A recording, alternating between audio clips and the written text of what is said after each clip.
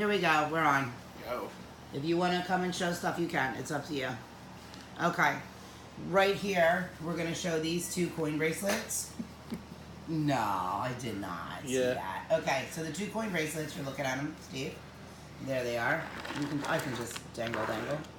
Dangle. As you can see, one has a shiny sparkler, and the other one has like a double thing going on there. Okay, what these are. These are, I wrote down these from the darn files. These are the extreme magic of the prima materia of the lapis philosophorum.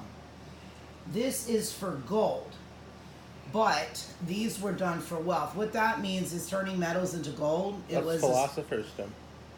Yes, but it's a certain type of magic that went with it. And it was combined in order to where you didn't have to do any kind of alchemy or know any kind of magic to change things from any kind of metal into gold. But what this does is instead of turning things into gold, it turns things into wealth for you. Cool. So it doesn't matter what you touch or what you're into, whether it's paying bills, whether you're writing checks to pay bills. When you do that, it brings back money. If you're looking at going into a business, it'll be extremely successful and bring you money. If you touch someone and you don't like them, hell, they'll probably give you money. It's like that serious of a magic. It's very potent stuff. So we have 2 of those. How much are they? Those are, I don't know what those are actually. I didn't look that up. I forget how much they are, to be honest. Okay. So just figure it out. Because I forget. What else do we have here? We have Zoroaster's gold machine. Let me find that. Zoroaster's gold machine. Where did you go? Oh, there you are. That's the necklace here with the face. Zoroaster's gold machine. Okay. Zoroaster's gold machine. This one's all about wealth as well. This brings you wealth. This one does have a spirit with it. The spirit goes out and brings it. If you want to flip it over, Steve, you want to flip that one over for me? Take a good look at it there. And you can see all the images on it. You wear that. You can wear that one in your home for about 20 minutes a day. It surrounds you with a wealth energy, but you can also take it outside and wear it. The magic that was done to create this piece is very in-depth. It takes a long time to do. This piece will be $80. It just takes a long time. It's not spelled magic. It's something where there's a ritual done over it, energy is placed into it. Sometimes with this type of magic there's a sacrifice. This one did not have a sacrifice to it. So that's that. That's that. Alright.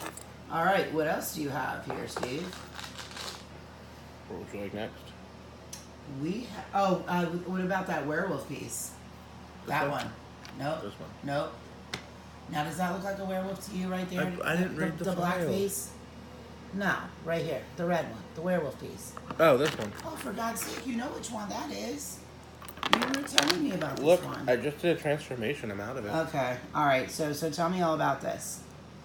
This is the werewolf piece. That's a Benandanti werewolf piece. And the Benandanti, they were a tribe of werewolves that lived in France. And they weren't like the lycanthrope. I mean, they were lycanthrope, but they weren't like the dark lycanthrope Watch your type of cheeks. werewolf. Watch your cheeks. Watch my cheeks.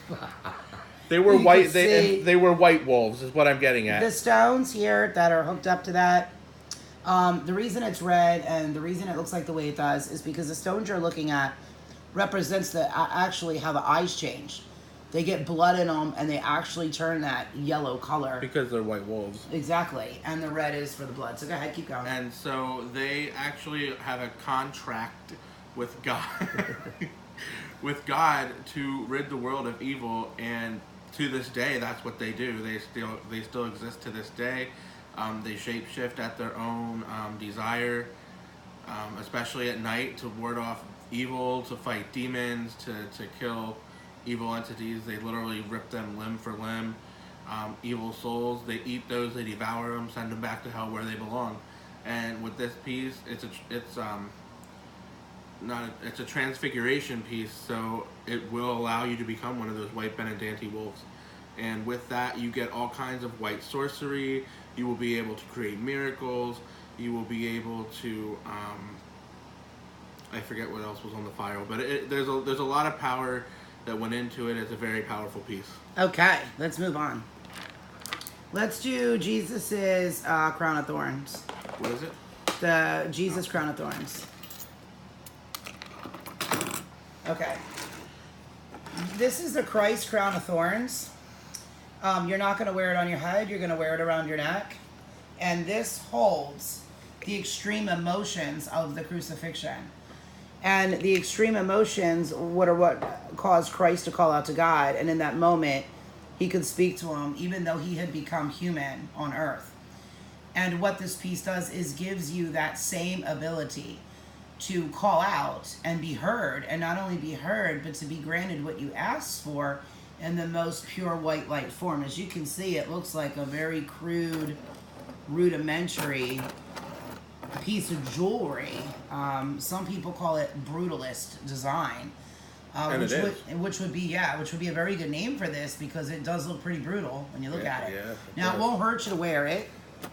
It isn't going to hurt you to wear it at all, but it is going to bring you some, seriously extreme power, because I don't know if any of you have ever been touched by a spirit of the dead. Like maybe you woke up and there was a dead person standing next to you and they touched you. And when they touch you, you just one touch. They touch your hand, they touch your arm, it doesn't matter where they touch you. One touch from a dead person that, has come back gives you extreme power. Now, imagine if that person that touched you or spoke to you was Christ himself. That is what this piece does. This piece came from a lady. She is still alive today. She is 91 years old. She was told to pass it on. I don't think she's going anywhere anytime soon, to be honest with you. No, she's not. She's got a pretty strong ticker. She does. But she was told to pass it on. And that is what we've done. So there you go. There's that one.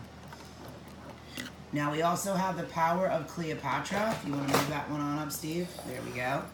This piece is not for beauty. This piece is for power. This is for power in the family, power in the home, power in business, power over others. And you can see the snake on top of her head there. This piece itself holds the whisperings of energy magic, which basically means it doesn't have a spirit with it, but when you wear it, you would wear it against your skin. It is all copper. It gives you energy for just like plain out physical energy, but the spirit whisper part of it actually knows what you want, what you're trying to accomplish, and gives you power. And when I say power, we're talking about powerhouse type of person. Whether you're male or female, it doesn't really matter. But let's say you work for a company and you want to move ahead, and you have all those little twits in the office, and they're gossiping and they're backstabbing and they're preventing you from moving ahead. You will crush them. You will crush them. You will step on every damn one of them and get to where you need to be without karma, without any kind of karma. This is a pure power piece, and it's for anything you need power for, whether it's making a deal or climbing the corporate ladder, or just making your husband get down on his knees like, what's his name, Kaepernick or something. All right, so next one. Onward, Christian soldiers. What's the next one? Okay, tell us about that, Steve. That is... It's beautiful. I like this. That is a geisha bracelet. Geisha, you mean? Geisha, whatever. I don't say things right. That's a... I don't think it's geisha. I think it's geisha. It is geisha. Geisha. It is. Isn't that what I said? Yeah, that's what the file said. No, I mean, I said geisha, right? You said geisha. Oh, did I? Well, I was wrong. Geisha, I know what it is. Do you love me? No. Okay, spin it around and show it to them. So, this is a geisha bracelet. And she was a sorceress, obviously, a Japanese sorceress. And white pale face makeup, right? And yes, and white pale face makeup, and she was. And spit it out. We don't have a lot of time. Yeah, she was able to tap into the powers of the lucky gods, like all of them, and they gave her the ability to grant magic on Earth, and that's what she does. She can grant you anything that you ask her for. She's kind of like a djinn, but she's not a djinn. But doesn't this one give you talent too, as well as beauty? It can give you talent, beauty, Poise, fame, class. whatever you ask for. Okay, yeah, that's what I thought. That's what I read. Yeah. Okay, there it is. It's really pretty. Look at it. Look, you could wear that with blue, orange, red, pink. In fact, it white, belonged to that gold, one green. Japanese lady who was, she was a singer. She kind of, I forget her name, but she was kind of popular in America, but she was really popular in Japan. What's her name? I don't know. I forget her name, but I probably couldn't say it even if I wanted to. But she was, she had black hair obviously, but she always had the pink bangs. I don't watch freaks on TV. I don't know. Well, you watched me on video. Well, that's whatever. Okay, we'll be right back.